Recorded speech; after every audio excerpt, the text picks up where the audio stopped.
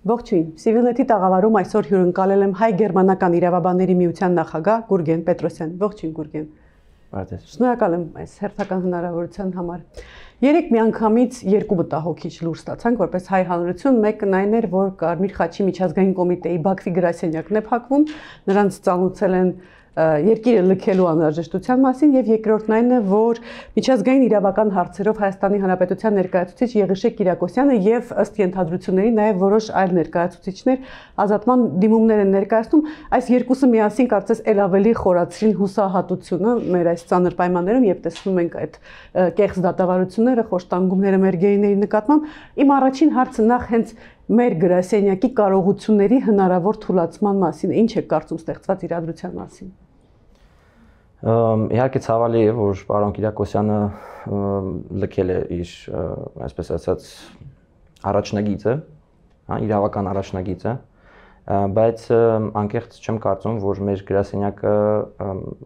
չունի այն մասնագետները, ունենք այդ մասնագետներին գրասենյակում, ովքեր որ կարող են շարունակել առաջնագիծը պահել, եթե իհարկե կառավարության կողմից չլինի այդ ճնշումը գրասենյակի նկատմամբ հետկանչի վերաբերյալ ու հույս ունեմ, որ մեր գործընկերները գրասենյակում կշարունակեն պայքար մղել նրա համար, որ չարժի ոչ մի դեպքում հրաժարվել հայցերից։ Աշխատանքը շարունակվում է, պետք է շարունակել ու ես շարունակում եմ մնալ այն կարծիքին, որ այն ինչ որ ունենք դա դեռևս բավարար չէ, պետք է ավելի շատ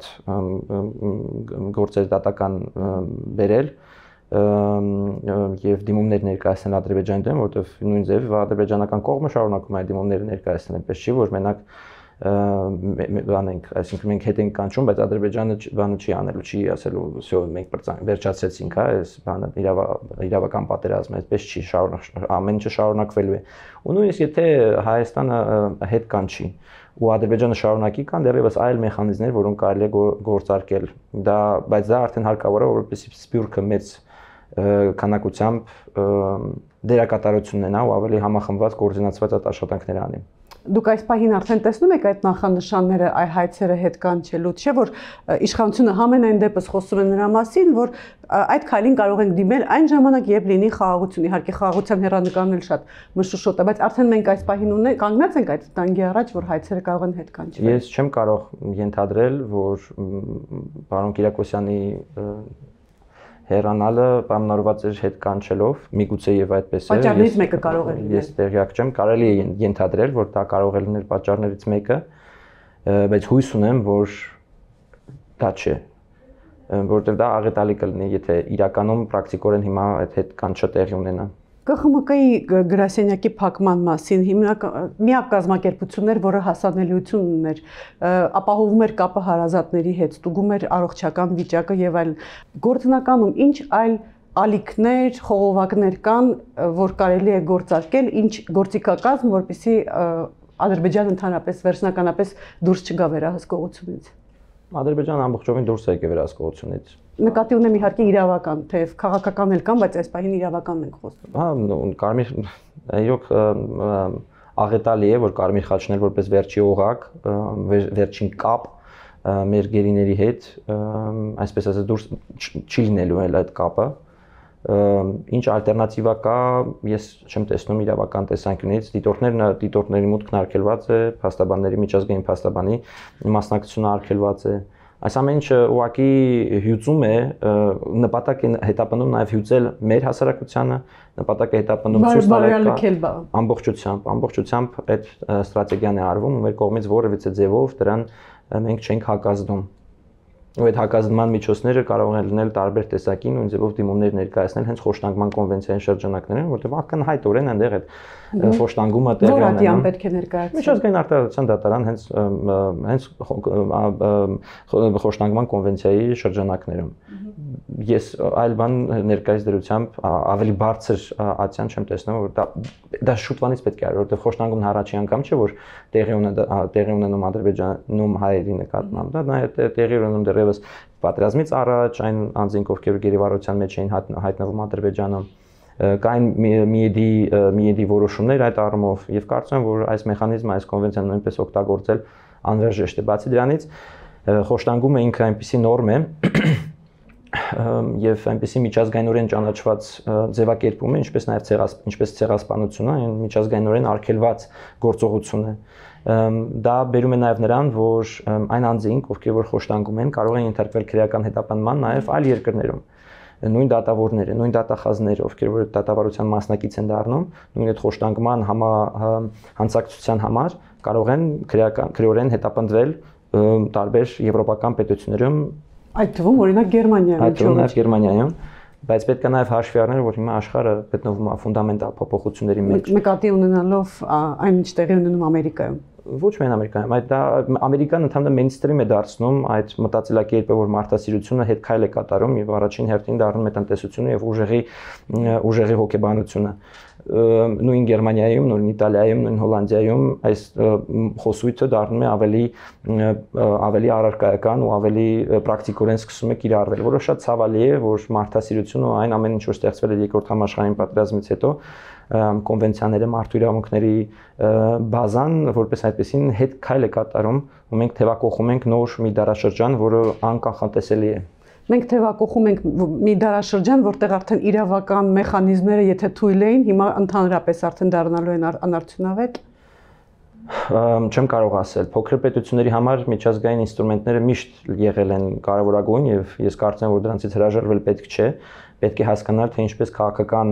պահանջները, քաղաքական շահերը կարելի է համադրել այն իրավական ինստրումենտների հետ, որոնք գոյություն ունեն, որովհետև հաշվի առնելով, որովհետև առաջին հերթին այդ իրավական ինստրումենտները տալիս են ֆունդամենտ խոսալու համար։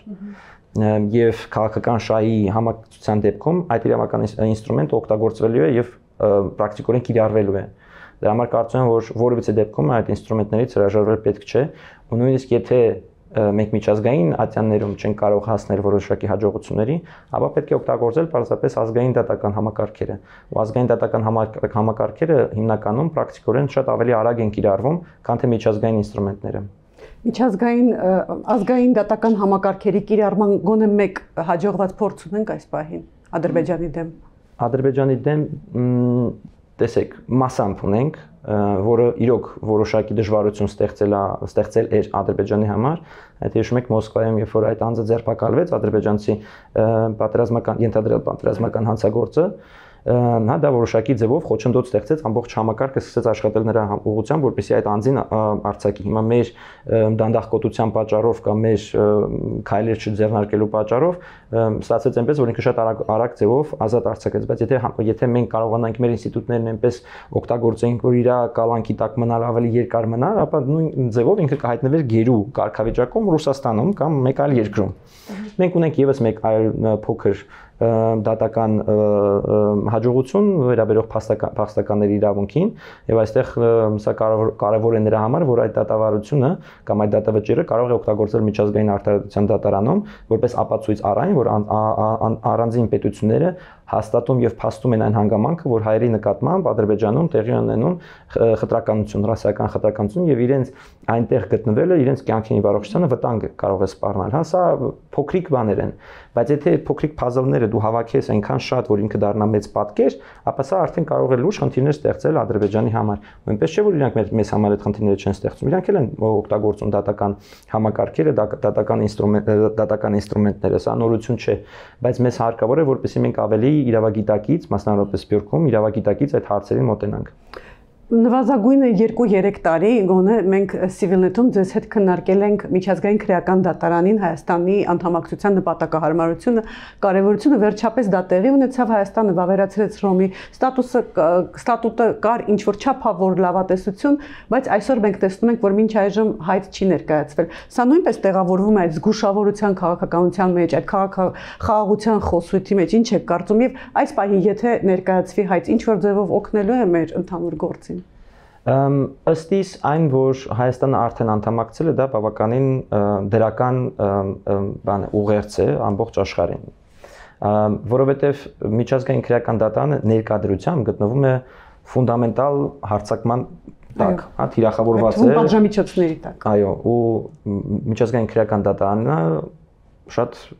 անհասկանալի իրավիճակում է ներկայիս դրությամբ գտնվում, ինքը կարող է վաղ էլ գոյություն չունենալ։ որովհետև գոյատևման պայքարի մեջ է։ Այդ հենց սանկցիաների պատճառով, հենց այն պետությունների չհամագործակցության պատճառով, որովհետև Գերմանիայի կառավարությունը օրինակ հենց վերջերս հայտարարել է, որ ինքը Նետանյահուին չի ձերբակալելու։ Իտալիայի կառավարությունը ձերբակալեց Լիբիայի գեներալներից մեկին, հետո ազատ արձակեց եւ ուղարկեց Լիբիա մենակային պատրվակով, որպեսզի քաղաքականորեն Լիբիայի հետ կարողանա կոորդինացնել փախստականների այդ ալիքը դեպի Իտալիա։ Այսինքն այստեղ քաղաքական շահ կար, բայց հիմա նույն Մելոնիի նկատմամբ կա քրեական հետապնդում իր բաները չարաշահելու, իր քաղաքական բաները լիազորությունները չարաշահելու վերաբերյալ։ Բայց այս պետությունների օրինակները ցույց են տալիս, որ նույնիսկ եվրոպական արևմտյան պետությունները արդեն ավելի քիչ են համագործակցում միջազգային քրեական դատանի հետ, որը իր էգզիստենցիալ խնդիրն է առաջացնում, ինչքանով դա նպատակահարմ ընդհանրապես, սա տեսականորեն հարց է։ Մեր նման պետությունները պետք է հակառակ ուժեղացնեն, այսինքն հաշվի առնելով այս ֆունդամենտալ փոփոխությունները, որ տեղի են ունենում աշխարհում, ու դա որ դառնում է մեյնսթրիմ, այն պետությունները, ովքեր որ ժողովրդավարական այդ սկզբունքները դեռևս պահպանում են ու չեն համագործակցում այդ պոպուլիստական գաղափարախոսությունների հետ կամ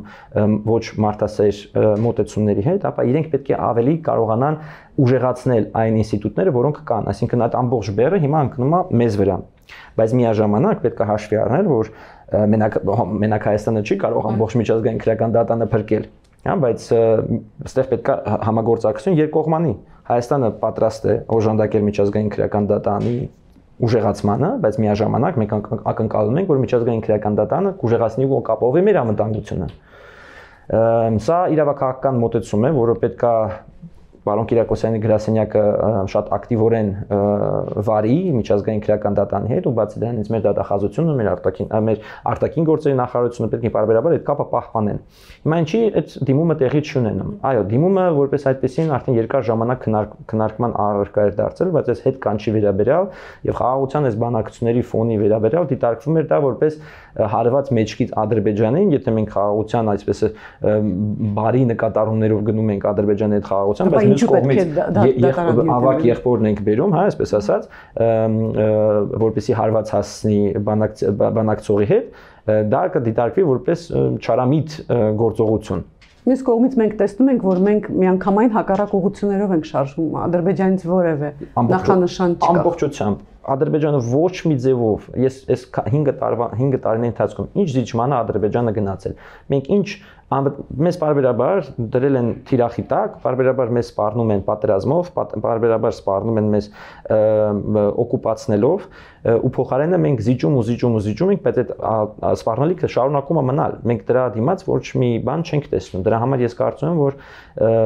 այս ինստիտուտներից, իրավական մեխանիզմներից օգտվելը արդարացված է այնքանը, որովհետև մենք ասում ենք, օքեյ, դուք մեզ սպառնում եք, բայց թող լինի երրորդ մեկ անձ, որը կապահովի որը կհետաքննի ընդհանրապես ինչա տեղի ունեցել, որտեղ խաղաղությունը ես բազմիցս անգամ ասել եմ, խաղաղությունը առանց արդարադատության չի կարող լինել, չի կարող ուղղակի մենք գնանք հիմա ադրբեջանցիների հետ նստենք, ընկերություն անենք, առևտուր անենք, առևտրատեսական ինչ որ բաներ անենք, այն պարագայում, երբ որ մենք կոտորվել ենք, մեզ բռնի տեղահանել են մեր բնորանից։ Ինչպես դա կարող է արվել, եթե դրան վերջակետ չդրվի, դա այդ խաղաղությունը որպես այդպեսին չի լինելու։ Թող եթե միջազգային քրեական դատանը չլինի, թող երկկողմանի առանձին ինչ որ դատական համակարգ ստեղծվի։ Թող ադրբեջանական դատավորներ, հայ դատավորներ, միջազգային դատավորներ ներգրավեն այդ process-ի մեջ ու հետաքննեն ամբողջ գործընթացը ինչ տեղի ունեցել, որովհետև եթե մենք խաղաղության մասին ենք խոսում, ես հարկավոր է նաև transitional justice, այդ անցումային արդարադատությունը երկու բաների միջև, երկու ժողովուրդների միջև, որպեսզի մենք կարողանանք հասկանալ ինչն է իրավախախտում եղել, ինչ իրավախախտում չի եղել ու ամեն ինչը իրավաբանների գործընթաց է։ Ցավալի գործընթաց է, այո, բայց մենք այդ ցավով պետք է անցնենք, որպեսզի հետագայում նույնը չկրկնվի։ Ինչքան մենք այս ամեն ինչը զուտ թողնում ենք մոռացության, այդքան դա ավելի շատ խնդիր է առաջացնելու մեզ հետագայում։ Գուրգեն, վերադառնանք Բաքվի այդ կեղծ դատավարություններին, մենք լսում ենք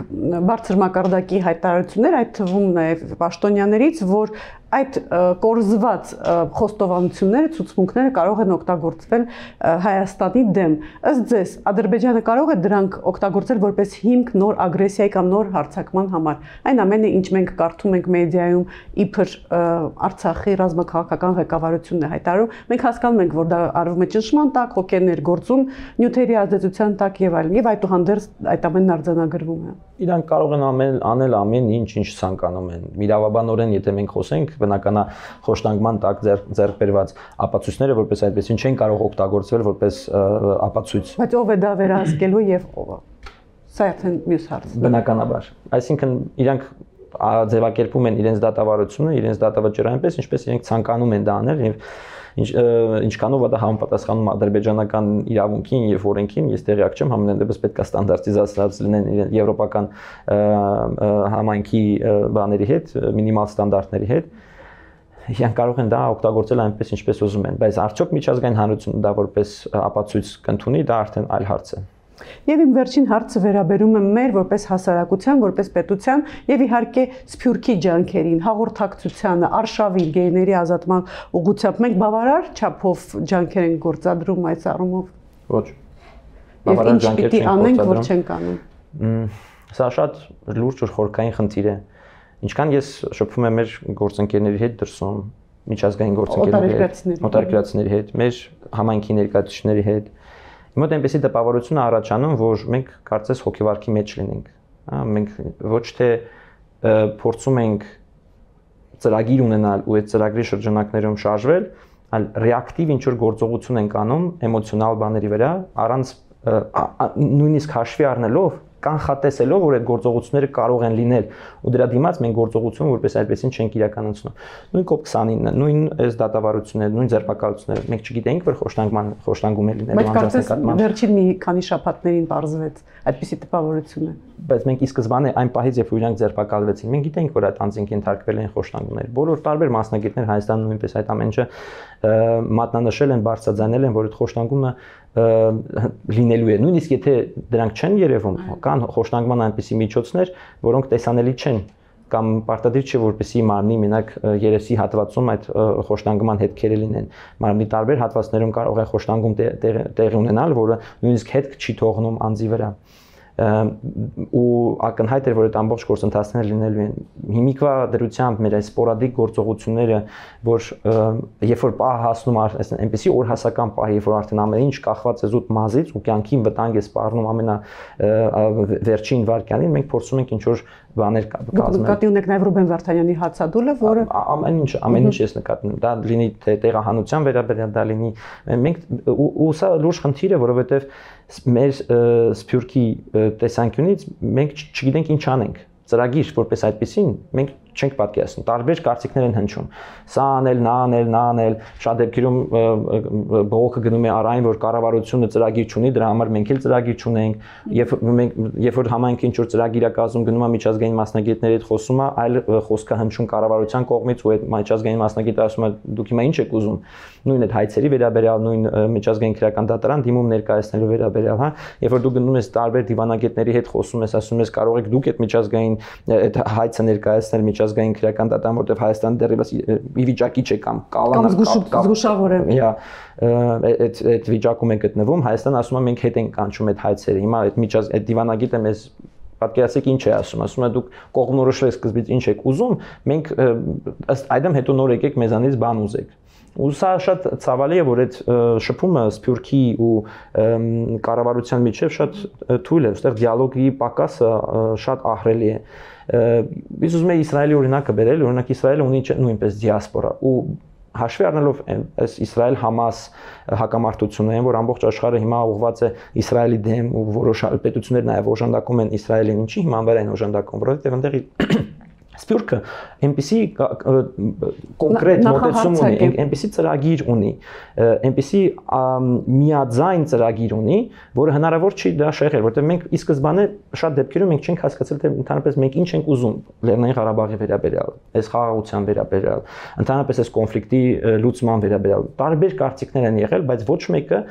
չի ասել, որ մենք մի ծրագիր ունենք, այդ մի ծրագրով ենք շարժում։ Եվ դուք որպես իրավաբան ինչպես եք գնահատում իշխանության Նիկոլ Փաշինյանի հայտարարություններն այն մասին, որ մենք գործում ենք չվնասելու սկզբունքով։ Քիչ ենք խոսում, բայց կուլիսների հետևում անում ենք, որպեսզի չվնասենք։ Այս պարագայում այդ չխոսելը, հրապարակային չներկայացնելը իսկապես օգնում է գործին։ չխոսելը, որ գերիների նկատմամբ ավելի վատ բան չլինի։ Գիտեք, չվնասենք, ասում եմ, շատ նուրբ իրավիճակ է, պետք է չվնասենք։ Միգուցե, բայց այս արգումենտը նոր չէ, ու այս արգումենտը միշտ է բերվել, նույնիսկ մինչև պատերազմը, որ եկեք սա չանենք, որ ավելի վատ չվատացնենք իրավիճակը։ Սա ինչ որ ձևով պաշտպանական կամ փակուղի մտցնող խոսակցություն է, որը ասում է, որ արդարացնում է ինչ որ չափով այն անգործությունը, որը կատարվում է։ Ես չեմ կարծում, որ այս պարագայում մենք կարող ենք արդեն այնպեսի աստիճանի ենք հասել, այնպեսի